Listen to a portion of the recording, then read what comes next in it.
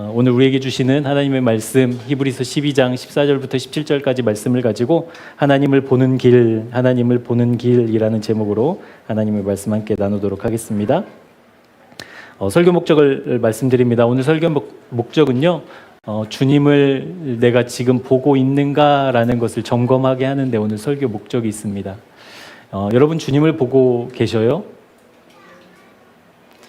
내가 주님을 보고 있는 것이 맞나?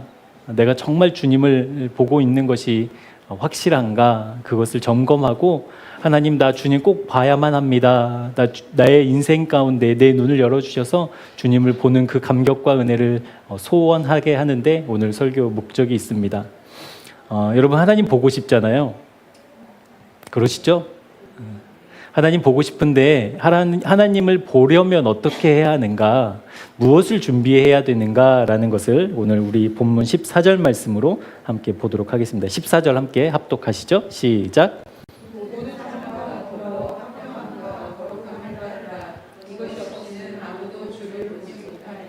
아멘. 히브리서 기자는 하나님을 보려면 준비해야 될 것이 있대요. 화평함과 거룩함. 그것을 따라야만 하나님을 볼 수 있다라고 말씀하고 있습니다. 그러면 화평과 거룩을 따른다라는 것이 어떤 의미가 있는가를 우리가 분명히 해야 되겠죠. 그 분명히 하게 하는데 오늘 설교 목적이 있습니다. 그래서 오늘 말씀을 통해서 화평함과 거룩함을 따르는 것이 이거구나. 그래서 내 삶 가운데 이것을 따르는 증거가 있기 때문에 그 증거를 가진 사람은 하나님을 마주하고 사는 게 맞구나라는 그 믿음의 확신과 담대함으로, 그리고 그 소원함으로 우리 날마다 살아가는 주님의 몸 되기를 예수님의 이름으로 축복합니다. 우리는 하나님을 우리의 눈으로는 볼 수 없잖아요. 그러니까 우리는 3차원에 갇혀있는 유한한 존재이기 때문에 시간과 공간을 뛰어넘는 능력이 우리에게는 없거든요. 그러니까 3차원 안에 갇힌 우리는 차원을 넘어 계시는 하나님을 마주하고 하나님을 보고 하나님을 인식한다라는 것은 실제는 불가능하지요. 그래서 믿음의 영역이라고 얘기하는 거거든요. 그러니까 믿음은 시간과 공간의 제약을 받지 않으니까 그 믿음의 영역 안에서만 우리는 하나님을 인식하고 의식하고 하나님을 바라보고 산다라는 겁니다. 그래서 하나님을 내가 봤어, 나는 하나님을 보고 살아라는 말이 확 와닿진 않죠. 어떤 느낌이냐면 약간 신비주의 같은 느낌이기도 하고, 하나님 보고 산다라고 하면, 그리고 그것이 허락된 특별한 몇몇 사람들에게만 부여된 특별한 능력처럼 생각하지만 실제 하나님을 보는 것은 누구나 가능하다라는 겁니다. 우리 말씀 한 구절 찾아볼게요. 로마서 1장 20절 말씀입니다. 실제 하나님은 보이지 않지만, 하나님을 볼 수는 없지만 하나님은 이미 모든 만물에 하나님 자신을 계시하고 계신다라는 말씀이거든요. 로마서 1장 20절 말씀 우리 같이 함께 합독하도록 하겠습니다. 창세로부터 그의 보이지 아니하는 것들 곧 그의 영원하신 능력과 신성이 그가 만드신 만물에 분명히 보여 알려졌나니 그러므로 그들이 핑계하지 못할지니라. 아멘. 가끔 뉴스를 보면 세계 최초로 무엇인가를 규명했다, 아니면 어떠한 법칙을 발견했다라는 그런 소식들이 종종 있습니다. 근데 여러분 한번 생각해 보면 그것이 그때 생긴 건가요? 아니면 원래 있었던 건가요? 그러니까 원래 있었던 건데 과학이 발전하고 기술이 진보하면서 그것을 볼 수 있는 어떤 기술이 이제 생겼기 때문에 전에는 알 수 없었고 볼 수 없었지만 이제 본 거죠. 그러니까 원래 그것은 우리가 발견하기 전부터 있었다라는 거예요. 그러니까 우리가 살아가고 있는 이 만물을 살피고 관찰하고 연구하면 발견해내는 것들이 있다라는 거예요. 근데 발견해내면 그 발견이 그때 생긴 새로운 발견이 아니라 원래 있었던 것을 이제 우리가 보게 되었다라는 의미잖아요. 그러니까 지금 로마서 1장 20절이 진술하고 있는 이야기가 그거라는 겁니다. 우리가 만물, 우리가 피부로 느끼는 그 모든 것들이 원래 있어서 우리에게 익숙했지만 그것을 뜯어보고 연구하고 분석해 보니까 이 법칙을 만드신 분이 있다라는 거. 그러니까 어떠한 새로운 발견을 해서 이 사람이 막 노벨상도 받고 막 사람들에게 칭송을 받지만 그건 자기가 만들어낸 게 아니잖아요. 발견했을 뿐이잖아요.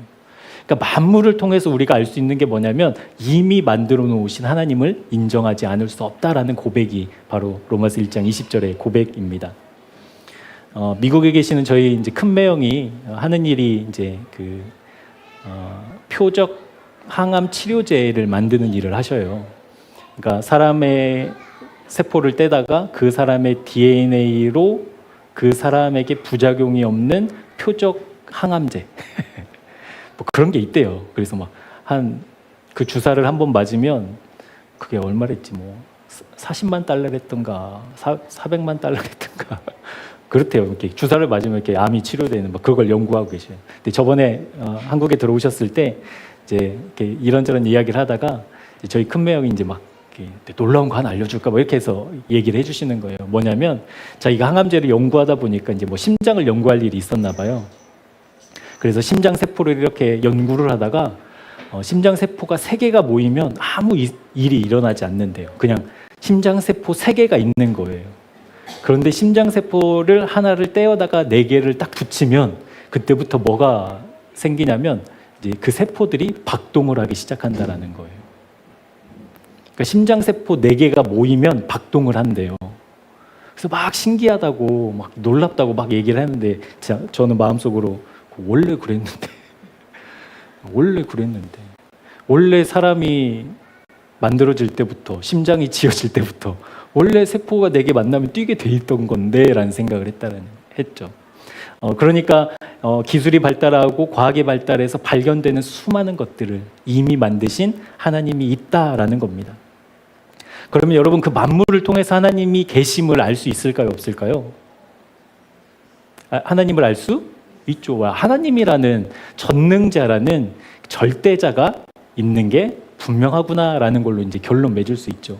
그러면 분명히 계신 하나님이시니까 여러분 그 하나님을 만날 수 있을까요?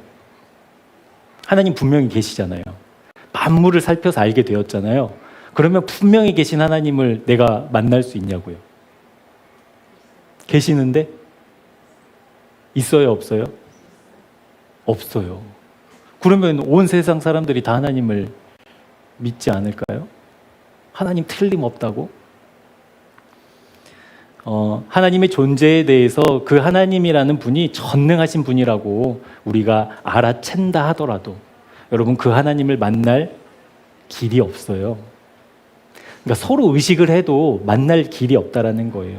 왜냐하면 여러분 하나님을 만난다라는 것은 그 하나님의 존재를 의식한다 정도의 말이 아니잖아요. 하나님을 만나는 것은 어떤 의미가 있죠? 인격이신 하나님을 인격인 내가 만나는 실제 만남이기 때문에 그렇다라는 거예요. 실제 만남. 그러니까 실제 관계를 맺기 위해서는 인격체와 인격체가 분명히 필요하지만 인격체와 인격체가 있다고 해서 이렇게 만나느냐 그거는 별개의 문제라는 거예요.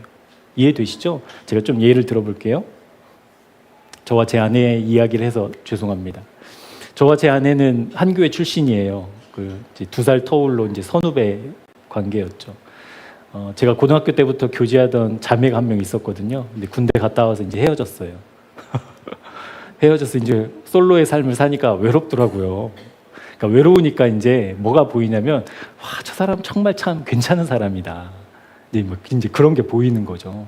와, 저 동생은 참 이렇게 성실하다. 어쩜 사람이 저렇게 밝냐? 와, 어쩜 저렇게 믿음이 좋냐? 이제 뭐 이런 것들이 이제 보게 되는 거예요. 뭐 순수한 의도로 이제 그게 이제 보이기 시작했다라는 거예요. 그래서 이제 그냥 뭐 그렇게 생활을 하고 있다가 그 사람 중에 한 명이 제 아내였어요. 사람이 참 이렇게 참하다, 착하다, 뭐 이런 생각들하고 사람 참 좋네, 괜찮은 애였네, 이제 이런 생각들을 하면서 지내고 있었죠. 근데 이제 무슨 일이 벌어졌냐면 그렇게 이제 2살 터울이다 보니까 뭐 학생회 활동도 같이 하고 뭐 이러니까 이제 친하게 지내지 않았겠어요? 그러니까 교회에 이제 소문이 돌기 시작한 거예요. 무슨 소문이 돌았냐면 제가 제 아내를 만나려고 교제했던 자매와 헤어졌다 이런 소문이 들리기 시작한 거예요. 뭐 저는 못 듣고 있었죠.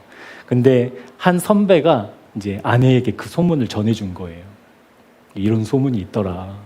그 이제 아내 입장에서는 황당하고 그 황당함을 이제 당사자인 저에게도 이제 얘기를 해줬죠. 그래서 제가 이것이 뭐 의도한 일도 아니고 계산한 일도 아니어서 이제 당황스럽기도 해서 이제 아내한테 그럼 우리 좀 따로 만나서 얘기 좀 하자.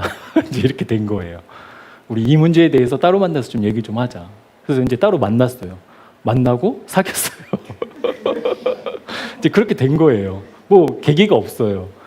그냥 괜찮은 동생이었고 참 착한 동생이었는데 이제 막 이상한 소문에 대한 대책을 이제 우리 세우자. 이걸 대처를 해야 되지 않겠냐. 그래서 맛있는 거 먹다가 얘기하다가 이제 이렇게 된 거죠. 이제 그 뒷얘기가 궁금하시면 예배 끝나고 오시고요. 어쨌든 두 사람이 만나기 위해서는요, 인격체와 인격체가 있다고 만나지 않아요.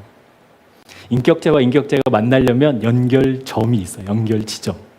그러니까 저와 제 아내가 인격체였지만 만나기 위해서 뭐가 필요했어요? 연결 지점이 필요했어요. 그게 소문이었어요. 소문. 그 소문이 없으면 지금 제 아내를 안 만났겠죠. 만났겠죠. 하나님의 은혜로. 큰일 났네. 만났어요. 그래도 만났어요. 그러니까 인격체와 인격체가 만남은 반드시 연결점이 있어야 돼요. 그러니까 만물을 통해서 하나님이라는 분이 계셔.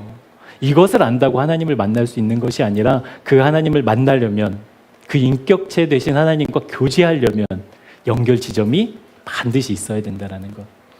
그래서 히브리서는 무슨 말씀을 하고 있냐면 그 연결 지점이 어디인가? 우리 14절 말씀 눈으로 여러분 한 번 더 보시겠어요? 모든 사람과 더불어 화평함과 거룩함을 따르라. 이것이 없이는 아무도 주를 보지 못한다. 그러니까 인격체 되신 하나님과 인격체인 우리가 마주하기 위해서, 만나기 위해서, 보기 위해서 필요한 연결 지점이 있어요. 화평함과 거룩함을 따르는 거예요. 그 연결 지점에서만 우리를 하나님을 봐요. 마주하고 만나요. 지금 그 얘기를 하고 있는 거거든요. 그래서 그 의미에 대해서 여러분 한번 조금 더 깊이 들어가 보도록 하겠습니다. 먼저 화평함을 따르라라고 했으니까 그 화평함이 무엇인가라는 것을 좀 살펴보려고 합니다. 화평함이라고 번역된 헬라어 단어는요, 에이레네라는 단어입니다. 에이레네. 뭐 많이 들어보셨을 거예요. 평화 이런 뜻입니다. 근데 이 당시에 에이레네는 약간 우리가 생각하는 그냥 뭐라고 할까 이렇게 평온한 상태, 뭐 태평성대한 시절을 의미하지 않고 조건을 갖고 있는 평화예요. 어떤 조건이냐면 그 조약 있잖아요, 조약. 그러니까 이 당시에는 로마가 강대국이었으니까 강대국과 주변 나라들이 맺은 조약, 문서가 있지 않겠어요? 그 문서의 효력을 에이레네라고 표현을 했어요. 에이레네. 그러니까 이 문서가 효력을 발휘하는 상태가 평화인 거예요. 그러면 여러분 한번 생각해 보자고요. 평화롭게 사는 사람은 로마 사람들일까요? 주변 나라 사람들일까요?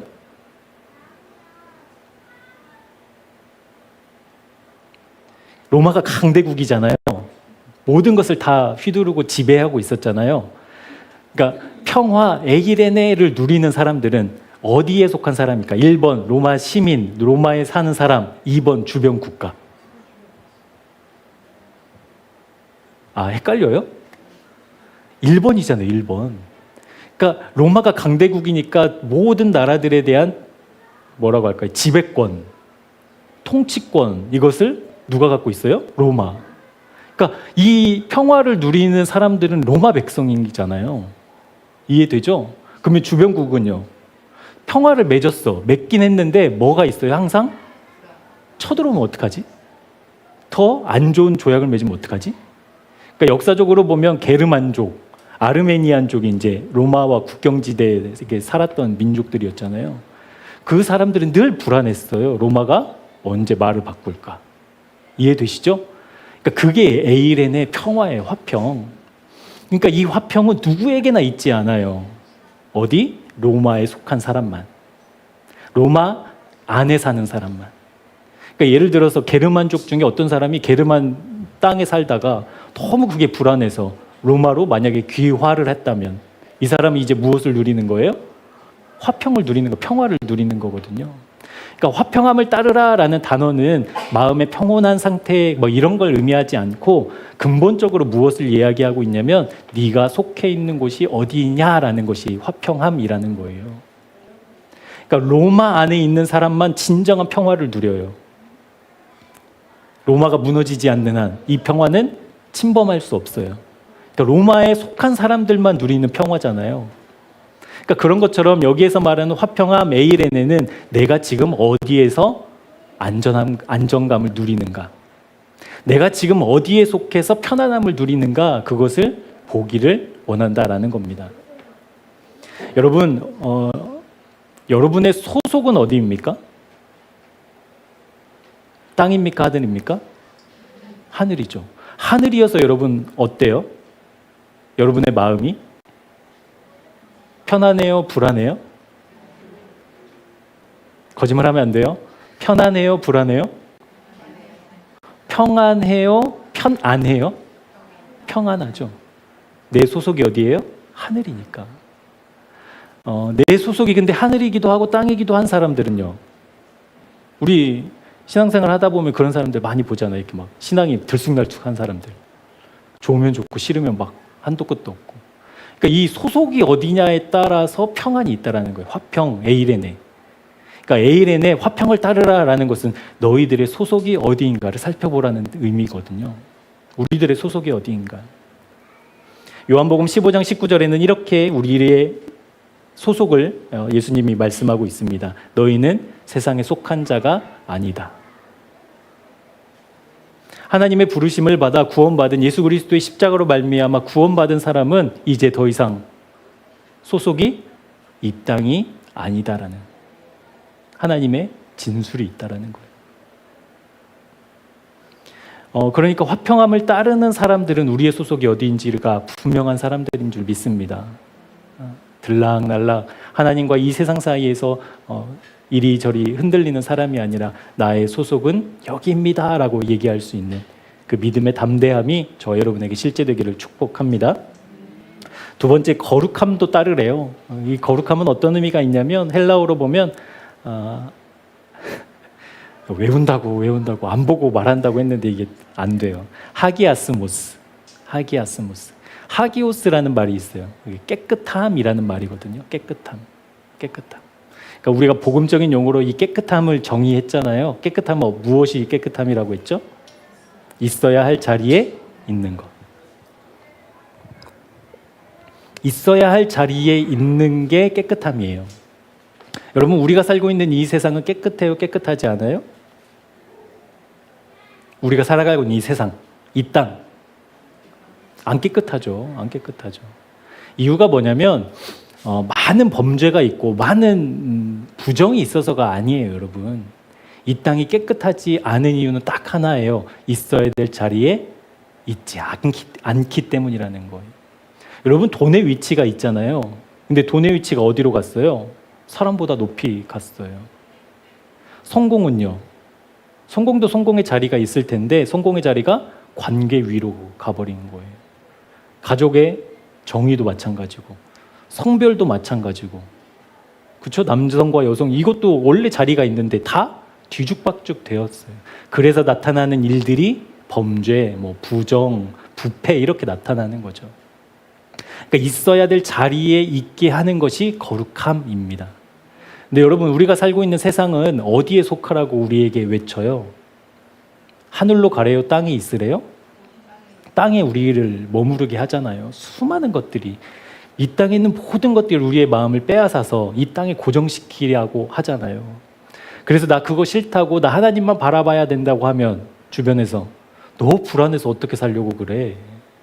너 하나님만 믿고 그렇게 살면 어떻게? 대안도 있어야지. 대책도 마련해 놔야지. 하나님이 가짜면 어떡할래? 이런 얘기도 하잖아요, 실제. 그게 다 어디로? 이 땅으로 우리의 마음을. 근데 우리의 마음은 원래 있어야 될 곳이 어디예요? 우리의 원형, 원래 사람은 우리의 마음을 어디에 뒀던? 하늘에 뒀던 사람들이잖아요. 그러니까 이 세상은 우리의 마음을 끝까지 끊임없이 이 땅에 고정시키라고 하는 세상 속에서, 외침 속에서, 유혹 속에서 내 마음을 어디에? 하늘에 두는 것이 거룩함이라는 거예요. 할렐루야. 그것이 성도가 싸우는 선한 싸움의 의미예요. 우리가 순종해야 될 영역이 바로 그 지점이라는 거예요. 모든 것이 다 이 땅에 소망을 두라고 해요. 그런데 나 그거 아니라고, 이 땅의 것은 다 변한다고, 얼마 되지 않는다고. 그래서 영원한 하늘을 소망하겠다라고. 그래서 히브리서 기자는 그런 사람들을 경주자라고 이야기하잖아요. 여러분, 경주를 생각해 보면 다 거스르는 거예요. 그렇죠? 우리가 뭐 마라톤을 하면 여러분 그냥 일상으로 마라톤 뛰는 사람 없잖아요. 일상은 그냥 차분하게 사는 건데 이 마라톤은 내 심장이 막 한계치에 가도록 나를 막 몰아세우는 거잖아요. 달리는 거잖아요. 그러니까 모든 경기는 다 그렇게 거스르는 거더라고요. 거스르는 거. 그러니까 믿음의 경주다라고 했을 때에는 우리를 끊임없이 이 땅으로 끌어들이는 큰 흐름 속에서 우리는 그것을 거슬러 내 마음을 하늘에 두는 거룩함으로 살아가는 것. 그것이 오늘 하나님을 보는 연결 지점, 너희는 화평함과 거룩함을 따라야만 한다라고 했을 때 지점이라는 거예요. 그러니까 내 마음이 있어야 될 곳이 어디인가, 내 마음을 두어야 할 곳이 어디인가, 그것을 지금 우리에게 점검하기를 원한다라는 겁니다. 여러분, 그러면 내 마음이 있어야 될 곳, 내 마음을 두어야 할, 있어야 될 그 자리가 어디일까요? 거기가 어디일까요? 십자가. 할렐루야. 할렐루야. 거기가 십자가예요, 십자가. 그러니까 다른 말로 해볼게요. 하나님을 보기 위해서, 하나님을 보려면 화평함과 거룩함을 따르지 않고는 볼 수 없는데, 다시 말해 십자가를 통하지 않고는 하나님을 볼 길이 없다. 그것이 지금 히브리서 기자가 하나님을 만나는 길이 어디다라고 이야기하고 있는 거거든요. 여러분, 우리는 죄적 체질을 가지고 있잖아요. 그래서 죄가 있어요. 뿌리 깊은 죄가 있어요. 그러니까 이 죄를 해결하지 않고 하나님께 가면 어떤 일이 벌어지냐면 죽어요. 완전하시고 전능하시고 흠이 없으신 하나님 앞에 흠이 있는 상태로 나아가면 그 흠이 오염되잖아요. 그러니까 죽임으로 하나님의 그 완전함을 지키시는 거거든요. 그러니까 우리가 죄적 체질인 우리가 하나님께 나아갈 수 있는 길이 없어요. 그래서 하나님께서는 구약 시대에 성막을 통해서 우리가 공부했지만 성막을 통해서 하나님이 만나 주시는데 언제만 만나 주시냐면 대제사장이 대속죄일 날 7월 10일 이스라엘 백성의 모든 죄를 속죄한 후에 완전히 그의 죄를, 백성의 죄를 용서받은 후에 그 다음에 지성소로 들어가서 거기에서 피를 7번 딱 뿌릴 때 하나님이 영광 가운데 임재하셔서 만나 주시잖아요. 그러니까 우리의 죄가 해결되기 전까지 우리는 어떤 존재였냐면 불완전한 제사로 우리의 죄를 용서받았어야 했어요. 그리고 정해진 시간에 정해진 사람만 하나님을 볼 수 있게 되었다라는 거예요. 그런데 예수님이 오셔서 어떻게 됐어요? 완전한 십자가의 사랑으로, 그 보혈로 믿는 자들은 누구나 그 죄가 완전히 용서된 줄 믿습니다. 그러니까 그 용서된 우리는 언제 어디서나 시간과 장소에 관계없이 누구에게로 나아갈 수 있어요? 하나님께 나아갈 수 있게 된 그 은혜. 그것이 저와 여러분이 누려야 될 하늘의 복인 줄 믿습니다. 문제가 잘 해결되고 어려움이 없어지고 이런 정도가 아니라 하나님을 마주하는 길이 열렸다라는 거예요. 우리 말씀 한 구절 찾아볼게요. 요한일서 1장 7절입니다. 요한일서 1장 7절. 신약 388쪽에 있습니다. 요한일서 1장 7절. 같이 합독하시죠. 시작.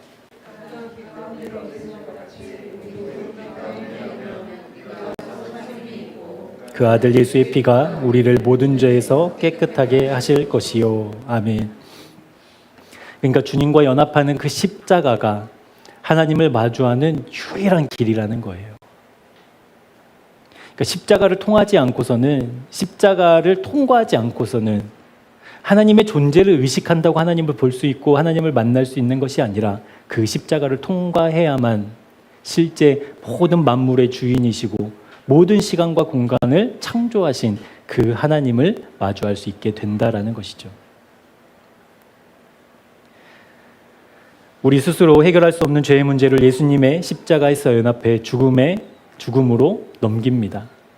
그래서 그 죽음으로 끝나지 않고 우리는 주님이 3일 동안 무덤에 계시다가 다시 부활하셨듯이 연합한 주님과 함께 우리도 부활합니다. 그러니까 부활만 해서 되는 것이 아니라 우리 주님이 40일 동안 이 땅에 계시면서 하나님 나라를 다시 선포하시고 하늘로 오르셨을 때, 그래서 하나님 보좌 우편에 앉으셔서 이 땅에 살고 있는 믿음의 사람들을 위해서 중보하실 그 하나님 예수님의 그 자리 하늘까지 우리는 동행합니다. 이것이 십자가의 연쇄 과정이라고 우리 이번 주 책에서 배웠잖아요. 십자가의 연쇄 과정이 있어요. 그러니까 십자가를 통과한다라는 것은 바로 이 연쇄 과정을 겪는다라는 겁니다.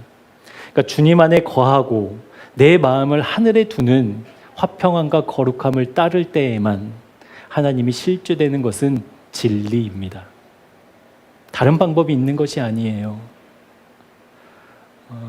조금 투박하지만 조금 과격하지만 내가 기도 열심히 한다고 되는 게 아니에요. 그 십자가를 통과할 때에만 하나님이 실제된다라는 것. 그 하나님이 이제 내 믿음의 눈으로 이제 보인다라는 것. 저와 여러분의 삶 가운데 꼭 경험되었으면 좋겠습니다. 그렇게 하나님을 마주하는 주님의 백성 되기를 축복합니다. 근데 여러분, 이 두 가지가 하나님을 보는 길이구나. 내가 화평함이 어떤 의미고 거룩함이 어떤 의미인 줄 알았으니 이제 그 십자가만 있으면 되는구나 라는 것을 안다고 해서 하나님을 만날 수 없어요. 하나님을 만나기 위해서는 그 길이 있다라는 것으로 하나님을 만나러 갈 수 없다라는 겁니다. 실제 14절은 무엇이라고 이야기하고 있냐면 화평함과 거룩함을 뭐 하래요? 따르라. 이 따르라는 헬라어 단어가 디오코라는 단어이거든요. 근데 디오코라는 단어가 이렇게 나타내고 있는 모습을 보면 막 재밌어요. 어떤 거냐면 예를 들어서 우리 집에 불이 났어. 불이 활활 타오르고 있는 집을 내가 멀리서 그걸 보았을 때, 그럼 여러분 어떻게 하시겠어요? 물론 신고도 하겠지만 내 몸이 어떻게 반응하겠어요? 불이 났구나, 보험금 받겠구나, 이렇게 달려요? 아니면 막 정신없이 달려가요? 정신없이 달려가죠. 누가 붙잡으면요, 뿌리치고. 그것이 디오코예요. 내가 집중해서 내 모든 신경을 집중시켜서 내 몸이 달려가는 것.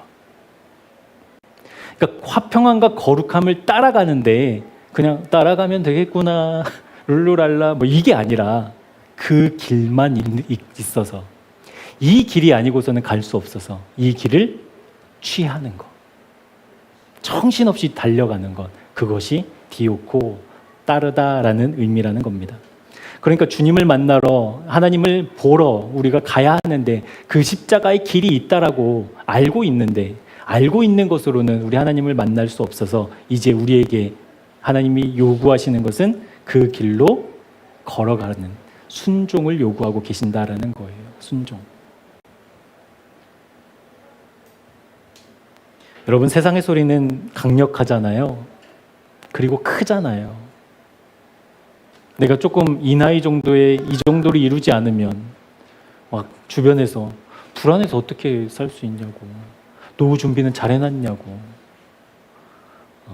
뭐 믿는 구석이 있는 거 아니냐고, 뭐 이렇게 얘기하잖아요. 그런데 그런 것들을 뿌리치고 내가 가야 될, 내 마음을 두어야 할 화평함과 거룩함을 따르기 위해서 우리에게 필요한 것은 순종이라는 겁니다. 순종.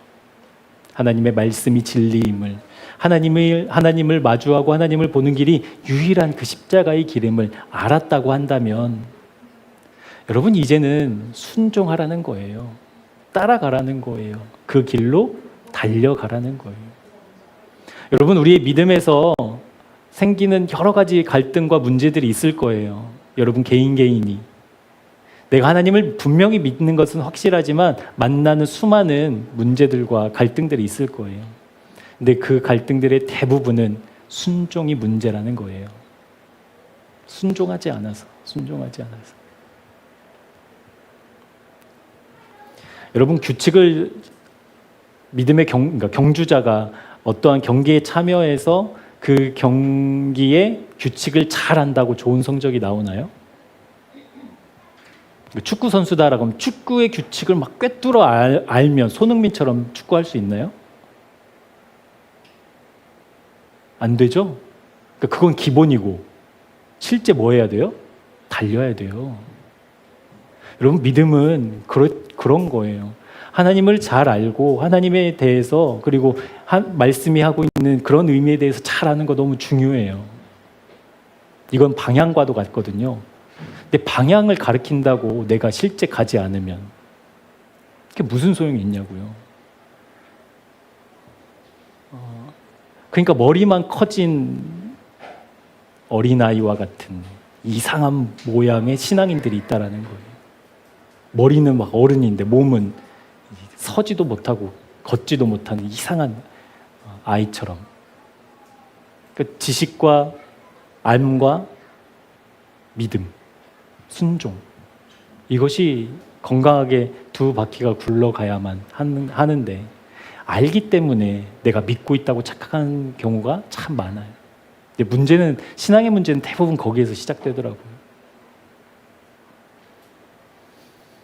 그래서 히브리서 기자가 우리를 믿음의 경주자라고 이야기하고 있고, 이 경주가 결코 포기되면 안 되니까, 내가 알고 있어 근데 믿지는 않아, 그러니까 나는 뭐 소망이 없어, 이게 아니라 내가 알고 있다라고 하면 이제 순종해봐, 이제는 달려봐. 그래서 실제 하나님을 경험하고 하나님을 누리는 믿음의 경주자로 살아가도록 하기 위해서 하나님이, 우리 지난 시간에 배웠지만 하나님이 우리를 징계로 격려하신다고 말씀드렸잖아요. 포기될 수 없기 때문에. 그래서 반드시 여러분 순종이 꼭 삶 속에서 확인되셨으면 좋겠어요. 순종. 내가 실제 그 말씀을 따라가고 있는가, 실제 그 말씀에 인도함을 받고 있는가, 그 순종 우리 꼭 확인합시다. 우리 15절 상반절만 한번 읽어볼게요. 15절 상반절입니다. 시작. 너희는 하나님에 이르지 없도록 하고, 여기까지요. 너희는 하나님의 은혜에 이르지 못하는 자가 없도록 하고. 여러분, 하나님의 은혜는 무엇이에요? 하나님의 은혜는 뭘까요? 거기에 이르라고 하는데 그 이르지 못하는 일이 있다라는 거잖아요. 하나님의 은혜는 무엇일까요? 우리가 은혜 받았습니다, 하나님의 은혜입니다 라고 하는 어떤 리스트들이 있잖아요. 직장을 얻었습니다, 우리 자식이 그렇게 준비하다가 직장을 얻었어요, 하나님의 은혜입니다, 이렇게 얘기하잖아요. 막 아팠다가 완치 판정을 받아요. 그러면 뭐라고 해요? 뭐라고 하세요? 하나님의 저주예요, 이렇게 얘기해요? 아니 하나님의 은혜예요, 이렇게 얘기해요? 막 재정적으로 힘들었어요. 근데 그 문제가 딱 풀렸어. 그러면 하나님의 은혜입니다. 자식이 잘 돼, 자식이 뭐 좋은 대학을 가, 좋은 직장을 얻었어, 하나님의 은혜입니다. 맞죠? 근데 여기서 말하는 그 은혜가 그 은혜겠냐고요? 하나님의 은혜에 이르지 못하는 사람들이 있다라는 거잖아요. 근데 여기서 말하는 하나님의 은혜는 하나님의 은혜를 누려서 나타나는 리스트를 이야기하고 있지 않고 하나님의 은혜 자체를 이야기하고 있어요. 하나님의 은혜 자체. 그러면 하나님의 은혜 자체는 무엇인가라는 거예요. 하나님의 은혜 자체. 여러분, 하나님이 우리에게 베푸신 가장 큰 은혜는 무엇일까요? 구원. 또 구원보다 더 높은 거. 하나님의 은혜가 필요한 사람들에게 줄 수 있는 가장 큰 은혜. 이제 돈은 아니에요, 확실히. 맞죠? 성공도 아니에요, 건강도 아니에요. 그건 은혜의 부스러기예요. 실제 하나님의 은혜. 그게 무엇이냐면 하나님 자신을 나타내는 거예요. 이 만물 가운데 이미 보여주셨는데 그 하나님을 보는 것이 실제 은혜라는 거예요. 근데 실제 그 하나님을 볼 수 있는데 보지 못하는 일이 생긴다라는 거예요. 실제 하나님 분명히 계시는데 그 하나님이 분명히 계셔서 온 우주 만물을 다스리고 계시는 분명한 사실이 있음에도 불구하고 하나님의 은혜에 이르지 못한, 하나님을 알아보지 못하는 일이 있다라는 것. 그것을 히브리서 기자는 비극이라고 이야기한다라는 거예요. 마치 믿음의 경주자가 잘 준비했어요, 경주를. 근데 경주가 딱 시작하는 날 갑자기 경주를 너무 하기 싫어가지고 저 그냥 포기할래요 하고 돌아가는 거랑 똑같다라는 거예요. 그러면 여러분 우리가 한번 점검해 보자고요. 무엇을 점검해 보자면 내가 지금 하나님의 은혜, 그러니까 하나님 자신을 바라보는 그 믿음의 길로 가서 그 하나님을 봐야 하는데 그 하나님을 보려면 화평함과 거룩함을 따라야 하는데 지금 나는 그런 사람인가? 화평과 거룩을 따르고 있는 사람인가? 라는 것을 점검해 보았으면 좋겠습니다. 먼저 우리가 점검해 볼 것은 나의 평안은 어디에서 오는가? 라는 것을 점검해 보셨으면 좋겠어요. 내가 마음이 탁 놓이는 지점들이 있잖아요. 그 지점이 어디인가라는 것을 살펴보자라는 거예요. 내가 평안을 누리는 것, 내가 안정감을 느끼는 그곳이 바로 화평의 자리니까 그 지점이 어디인가? 여러분 어디에서 평안함을 느끼세요? 돈입니까? 건강입니까? 문제 해결입니까? 여러분이 평안함을 느끼는 데가 어디냐고요? 평안함. 평안함을 느끼는 곳과 정반대는 어디죠? 불안함을 느끼는 데가 있잖아요. 근데 이것은 요소가 똑같아요. 내가 평안을 추구하는 것과 불안을 느끼는 지점은 똑같다고요. 이해되세요? 그러니까 내가 지금 화평함을 따르는 사람인가라는 것을 점검했을 때 내가 어디에서 불안해하고 어디에서 평안해하는가 이걸 살펴보시면 돼요. 건강에 문제가 생겼어요? 덜컥 겁이 나요? 돈에 문제가 생겼어요? 자녀의 문제가 생겼어요? 관계 문제가 생겼어요? 그때 내가 두려움에 벌벌벌 떨고 있다라고 하면 그곳이 나의 화평의 자리라는 것. 여러분 꼭 주님 앞에서 점검해 보셔야 돼요. 그곳이 아니면, 그곳이 십자가가 아니라고 한다면 우리 회개하고 돌이켜야 되잖아요. 돌아서야 되잖아요. 하나님, 나의 화평이 십자가가 아니고 다른 곳일 수 없습니다. 그래서 주님께 돌아오는 은혜가 실제 여러분에게 있었으면 좋겠습니다. 그렇게 자기가 원하는 화평을 쫓아 살던 한 어리석은 사람을 히브리서 기자는 소개하고 있는데요. 에서입니다. 에서. 여러분, 에서가 지금 벌인 일은 팥죽 한 그릇의 장자의 그 명분을 판 사건을 이야기하고 있잖아요. 그리고 그것을 망령되이 행했다라고 이제 이야기하고 있죠. 근데 여러분, 에서의 입장에서 한번 생각해 보면 에서가 막 배고파가 죽겠는데 꼭 여러분 야곱이 아니어도 되지 않아요? 나는 아버지 자식이니까, 이삭의 아들이니까, 장자니까 어머니한테 부탁해도 되지 않아요? 맞죠? 아니면 종들한테 명령해도 되잖아요. 빨리 5초 준다. 죽을 써와라. 삼계탕 끓여와라. 뭐 할 수 있잖아요. 그러니까 에서가 지금 그 팥죽에 막 정신이 팔려서 그런 게 아니라 지금 성경은 무엇을 이야기하고 있냐면 에서가 자기 배고픔의 문제를 어디에서 평안을 얻고자 했는가라는 거예요. 배고픈 그 문제가 생겼어요. 그 문제가 생겨서 이 문제를 빨리 해결하고 싶어요. 그게 화평의 자리, 평안의 자리잖아요. 그러니까 에서는 그것을 해결하느라고 나에게 있었던, 나에게 예비되었던 하나님의 그 축복을 어떻게 등한시했다라는 거. 그러니까 에서는 그냥 배고픔을 잘 느끼는 사람이 아니라 자기 문제에 빠져 살던 사람이었다라는 겁니다. 자기 문제에 빠져 사니까 자기 문제가 해결되는 것이 하나님보다도 더 앞선 사람이 에서였다. 그리고 성경은 그 사람을 망령된 사람이다라고 이야기하고 있어요. 지금 나는 무엇을 불안해하고 무엇을 만족하며 사는가? 틀림없는 두 가지 길밖에 없습니다. 하나님의 사람이든가 하나님의 사람이 아니든가. 이것을 주님 앞에서 정직하게 점검해 본다면 여러분, 내 마음을 두어야 할 곳이 어디인지가 분명해집니다. 어디일까요? 내 마음을 두어야 할 하나님을 보는 유일한 길, 십자가. 할렐루야. 내 마음이 지금 여러 가지 문제, 여러 가지 고민에, 여러 가지 삶의 짐덩어리들에 짓눌려 있어서 그것에 내 마음을 홀랑 빼앗기고 있다라고 한다면, 하나님 내 마음 여기에 빼앗겨서는 안 돼요. 여기에서 내가 만족을 누릴 수 없어요. 이 죄적 체질을 회개하고 돌이켜 십자가로 나아갑니다 라고 하는 사람이 하나님을 볼 수 있는 사람이다라는 거예요. 실제 그 길이 있기 때문에 지금 나에게 있는 문제, 내 피부로 느껴지고 있는 어떠한 갈등, 어려움, 고민과 슬픔, 그것을 뒤로하고 그것을 뿌리치고 어떻게 해요? 십자가로 달려가는 것, 그것이 지혜요 거룩인 줄 믿습니다. 우리 요한일서 4장 4절 말씀 우리 한번 찾아볼게요. 요한일서 4장 4절 말씀. 이것도 함께 한 목소리로 합독해 보도록 하겠습니다. 요한일서 4장 4절입니다. 자녀들아, 너희는 하나님께 속하였고 또 그들을 이기었나니 이는 너희 안에 계신 이가 세상에 있는 자보다 크심이라. 아멘.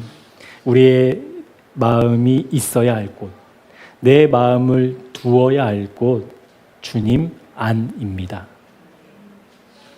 거기로 달려나가는 순종의 사람들 되시기를 축복합니다. 그것이 거룩이고요. 그것이 화평함이에요. 화평함과 거룩함을 따르는 때만 우리 하나님을 볼 수 있습니다. 그래서 주님 안으로 가려면 우리가 무엇을 통과해야 돼요? 십자가를 통과해야 돼요. 십자가. 아우, 목사님 또 십자가예요? 네, 또 십자가예요. 그러므로 십자가예요. 그럼에도 불구하고 십자가예요. 하지만 십자가예요. 십자가밖에 없어요. 그 십자가로 달려갈 때 우리 주님이 선명하게 두 팔 벌려 나를 기다리고 계시는 그 영광스러움 우리 함께 누렸으면 좋겠습니다. 실제 십자가는 죄로 병든 우리가 깨끗하게 되는, 완전하게 되는 치유의 장소이기도 하지만 하나님의 영광이 시작되는 자리이기도 합니다. 근데 십자가는 상징이잖아요. 어떤 상징이에요? 내가 죽어야 되는 상징. 내가 이거 없으면 안 돼요. 내가 이거 없으면 불안해요. 라고 하는 이 땅의 모든 요소들을 죽음으로 넘기는 상징. 비로소 그렇게 죽음으로 다 넘기고 이 땅에 대해서는 죽고 하나님께 대해서 살 때, 그때 하나님의 영광을 볼 수 있게 된다라는 것. 그러려면 십자가로 달려가야 한다라는 것. 기도만 한다고 되는 문제가 아니고요. 예배만 드린다고 되는 문제가 아니고요.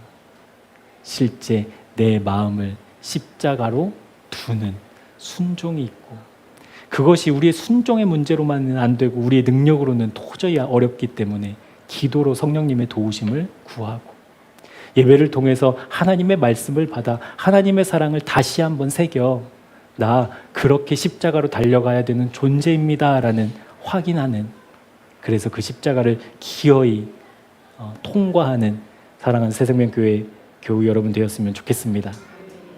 그래서 이제 우리가 할 일은 딱 한 가지예요. 그 십자가로 가는 것. 하나님, 그 십자가 실제 되어야 된다고 여러분 정말 기도해야 하는 것. 기도할 뿐만 아니라 실제 순종함으로 그 십자가의 길을 걸어야 한다라는 것입니다. 내 마음이 아무데나 가지 않도록 내버려 두지 않는 것이 우리의 순종이어야 합니다. 여러분, 마음은 가만히 있지 않아요.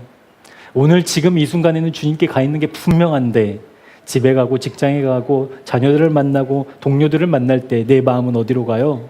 사람들의 평가로 가고 월급으로 가고 사람들의 이런저런 소리로 가고, 내 마음을 거기에 두지 않고 주님께 두어야 된다고 그 마음을 부여잡고 십자가 앞에 가지고 가는 것이 우리의 순종이어야 합니다. 그럴 때에만 그 화평과 거룩이 실제되어서 하나님을 마주하게 될 줄로 믿습니다. 여러분, 한번 상상해 보자고요. 하나님을 마주하면 얼마나 좋을까요?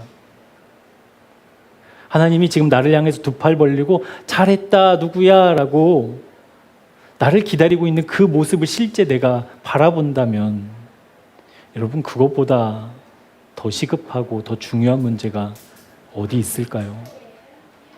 우리 그 주님을 바라는 갈망, 열망이 우리의 마음속에서 이렇게 샘솟았으면 좋겠습니다.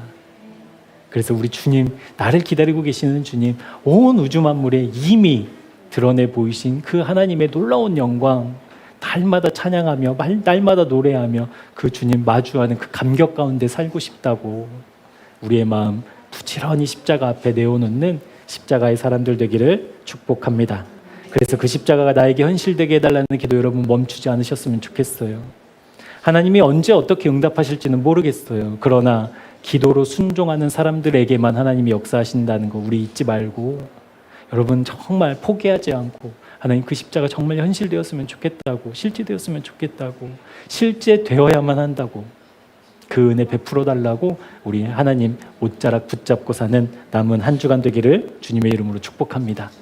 그 주님을 만나 담대하게 이 땅 가운데 하나님의 백성으로 증인으로 살아내는 저와 여러분 되기를 주님의 이름으로 축복합니다. 기도하겠습니다.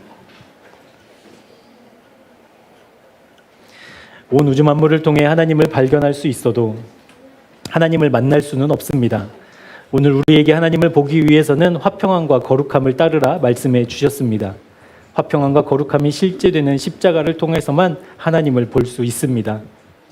그 십자가가 날마다 실제되기를 기도하는 우리 모두가 되게 하여 주옵소서. 이 일을 이루시기 위해 지금도 이 시대를 사랑으로 돌보시며 생명의 역사를 이루고 계십니다. 믿음으로 실제 주님을 사랑함으로 그 십자가를 사랑하는 우리 교회와 교우들 되기를 소망하오니 우리의 기도 들어 주옵소서. 그 십자가가 주님과 날마다 연합한 삶으로 하나님을 마주하는 우리의 삶 되기를 소망합니다. 하나님이 함께 계심이 실감나 어떤 상황에서도 어떤 현실 속에서도 하늘에 가 있는 우리의 마음을 지키게 하여 주옵소서. 에서와 같이 현실에 타협하는 인생 되지 말게 하옵소서. 분명히 계시는 주님을 보는 믿음의 눈 활짝 열리도록 십자가 실제되게 하옵소서.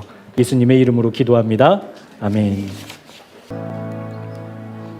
십자가를 통해 우리를 향한 하나님의 사랑을 확증하셨을 뿐만 아니라 그 십자가로 나아가는 모든 사람에게 볼 수도 만질 수도 들을 수도 없는 하나님이 실제되게 하신 은혜와 사랑을 감사드립니다.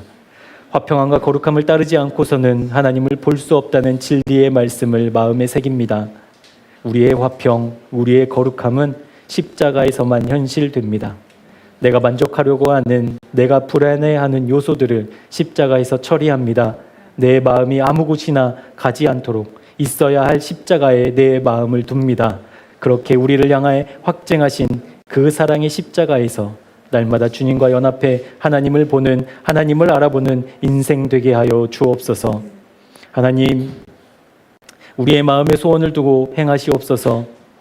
주님의 그 십자가가 지식이며 알미며 관념으로 끝나지 않게 하옵소서. 실제 순종함으로 그 십자가로 달려나가는 믿음의 경주자 되도록 성령께서 우리 마음에 역사하여 주옵소서. 에서와 같이 문제와 문제 해결에 빠져 망령되이 행하지 않기를 간절히 기도합니다. 사랑하는 교회에 하나님의 은혜에 이르지 못하는 자가 있어서는 안 되겠습니다. 그러니 이 단에서 선포되는 모든 말씀이, 나눔과 교제의 모든 언어들이 언제나 십자가를 향하게 하여 주옵소서. 그 십자가에서 연합한 사실 꼭 현실되도록 성령님 역사하여 주옵소서. 이제는 우리 구주 예수 그리스도의 은혜와 하나님 아버지의 변하지 않으시는 사랑하심과 보이지도 들리지도 만질 수도 없는 하나님이 실제 계심을 보게 하시는 화평과 거룩의 자리로 이끄시는 성령님의 역사가 십자가에서 주님과 연합한 내가 하나님을 알아봐 은혜에 이르기를 원하는 사랑하는 주님의 백성들과 가정과 모든 일상 위에 지금부터 영원토록 함께 하옵시기를 간절히 축원하옵나이다. 아멘.